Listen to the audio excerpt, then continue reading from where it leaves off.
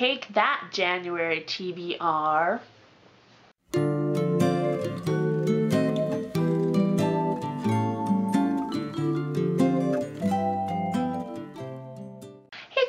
So I am here to give you my January wrap-up, just showing the books that I read in January.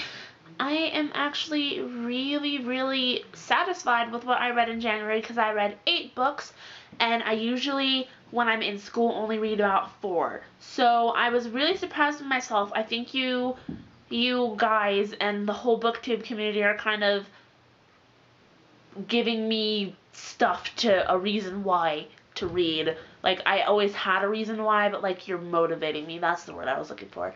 You guys are motivating me, so you should feel very accomplished. So I have a few things. I have new lighting. My dad helped me with new lighting, so let me know if you like that. You guys can see my eyes now, apparently, because I had the glare in my eyes before, but now you can see my eyes, so that's exciting. And for my things, I'm just going to give a quick thumb rating. So 5, 4, 3, 2, 1.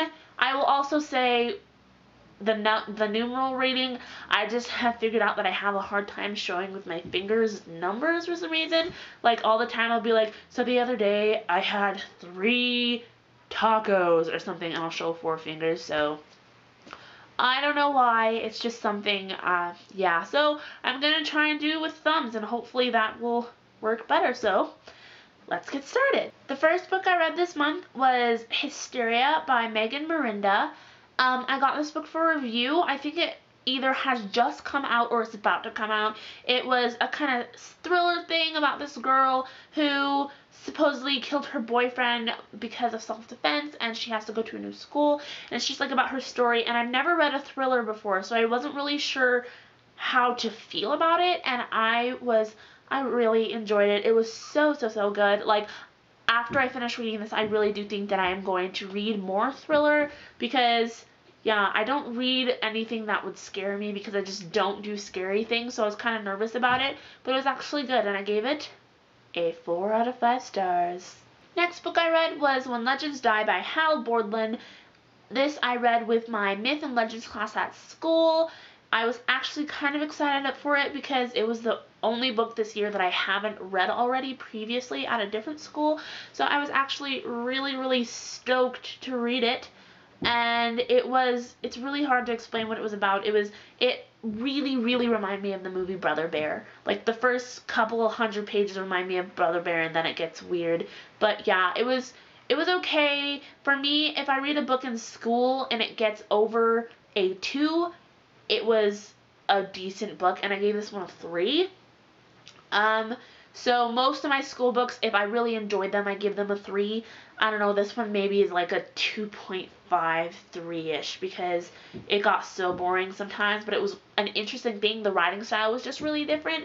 So yeah, it's a 3-ish, 2.5-ish, but yeah, that one, yeah. The next book I read is Fixed by Force by Jason Warren. I got this for review from Goodreads First Reads sometime last year, and I just totally forgot about it. So yeah, I decided to read it, and it was about this boy named Spencer who really has a hard life, and he turns to steroids. Yeah, it was an interesting book. I've never actually read a book about like a full-out drug book before, and I have all of Ellen Hopkins' books in my to-read list, so I was like, might as well get started somewhere. So I picked this one up, and it was pretty good. I gave it a 3.5 stars.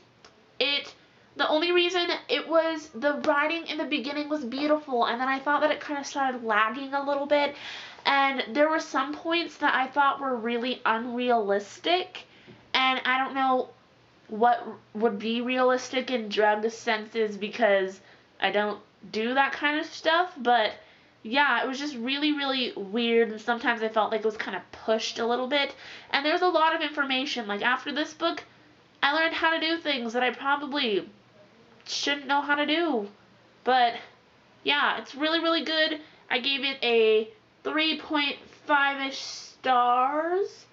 Yeah, it was pretty good. The next book is The Perks of Being a Wallflower by Stephen Chbosky, and I'm going to try and keep this short, but this is a Drano book. And I'm going to try and give you this definition of Drano book as clearly as I can.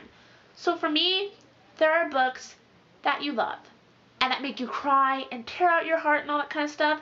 And there are books that you just have to give a 5 to because it was amazing.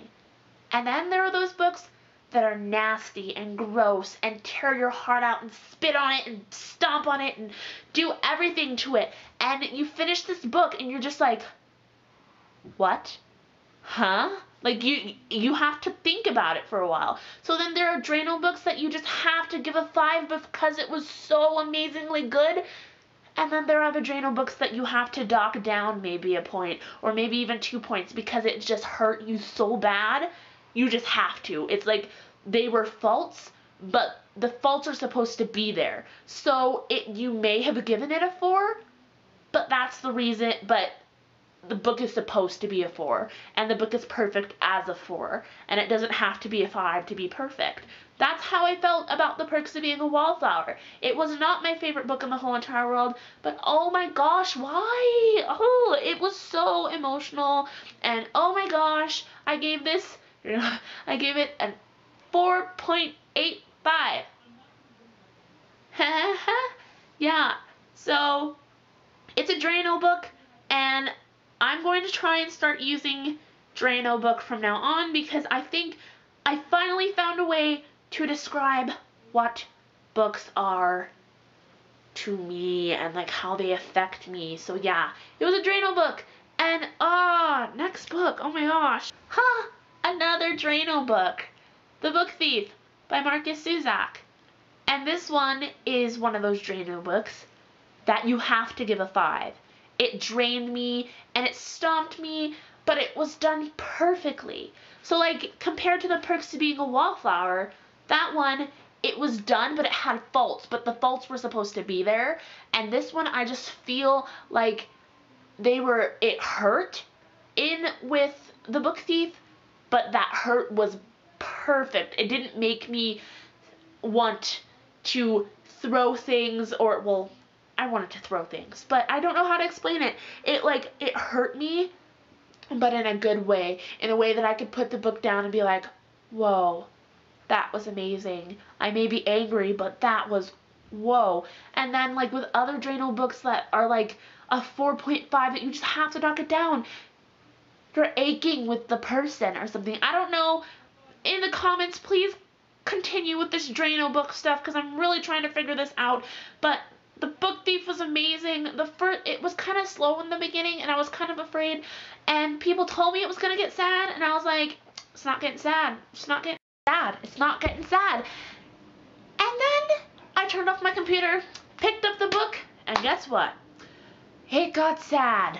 So yeah, I know it was too sad. No, it wasn't too sad, but I think I've got it. Drano books, like the ones that you have to dock down, you have to think about it. And you have to just sit and be like, what the crap just happened?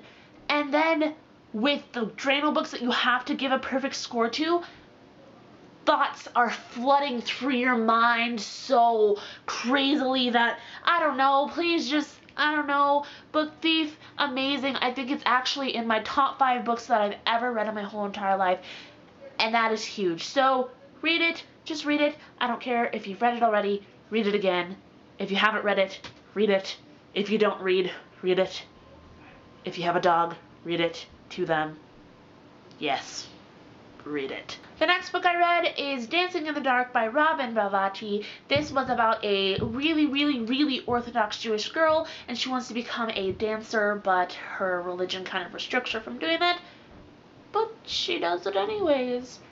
Yeah, so I really enjoyed this book because it was told in a flashback, and I always have been wondering recently, weirdly enough, about how a book could do flashbacks, because I love it when movies flashback. It's like one of my favorite things that movies do. So I was kind of thinking, how would a book flashback? But this did it, and I thought it did it really well. And I don't know, I really, really enjoyed it. The only reason that I docked it down, I think, for this one was because I just think that it was a little bit slow at sometimes. So, yeah, but I really did like it. 4 stars. Next book I read was Paper Towns by John Green. I read this with the Craig Club. If you don't know what the Craig Club is, I will leave it down in the doobly-doo. I really did enjoy this book, but I must say that when I started this book, I was afraid that John Green was going to go into the Manic Pixie Dream Girl syndrome. And before I go on, I'll explain what a Manic Pixie Dream Girl is. It's that story where the boy is sad or depressed, and then a girl sweeps in, and she's quirky, and she's sweet, and she comes in, and she takes the guy out on an adventure, and they go out on an adventure, and the boy ends up growing and changing and finding his life, and then the girl mysteriously leaves, and the boy is left wanting her a little bit, but then he feels renewed. You know what I'm talking about, the Manic Pixie Dream Girl. But then, so I was afraid that this was going to happen with this book, and I was like, no, because Manic Pixie Dream Girls leave out the girl's story, and I always want to know what happens to the girl. Where did she go? Why did she disappear? What's her life story? So, I don't know, I was kind of confused with that, and I did not want that to happen in this book, and it kind of started off that way. I was kind of afraid that it was going to be that, but it wasn't. It turned out being amazing. I really did enjoy it. I think that the only reason that I docked it down, I gave it a 4 out of 5 stars. I think the only reason that I docked it down is that I'm really not a mystery type girl. I don't know, it has to be a heart-wrenching mystery that it has to inside me, and I just felt like this one was kind of lagging on, like we were looking forever, and it was just like, can something happen, please? Please, can we just not just look? Can something happen while we're looking? But yeah, it's a mystery. I might not just be attuned to mystery. Does there have to be any more explanation? Just show you this book, let you know that I read it. But I'll tell you a little bit more. This was a reread, and, well, I was supposed to read this with my Tumblr book club for February, but I was thinking, hey, I'm a student, I have homework, let me start it a little early so then I can make sure that I finish it all good in there, because I was really close to not finishing The Book Thief, but I started it, and I picked it up, and I finished it, and it's a February book. Don't tell them that I finished it, because I'm supposed to be reading it with them, but this is an amazing book, and it just pulls you in, and you can't stop reading. It's addicting. You can't do that. So, yeah, it's a Drano book, and I don't really know what to... It's a 5 out of 5. It's an amazing book. It's just so great. If you haven't read it, go read it now, please. Okay, guys, that is it for my January wrap-up. I will hopefully be filming my February TBR tomorrow and putting it up tomorrow as well. Let me know how you feel about my lighting. Let me know if you read any of the books, if you're reading them, if you love them, if you hated them. Let me know what you think about my description of a Drano book. I know that sounds really weird, but that's what it does to you. It just drains you of your emotion. Yeah, but I hope you have an amazing, booktastic, wonderful day, and I'll see you guys later. Bye.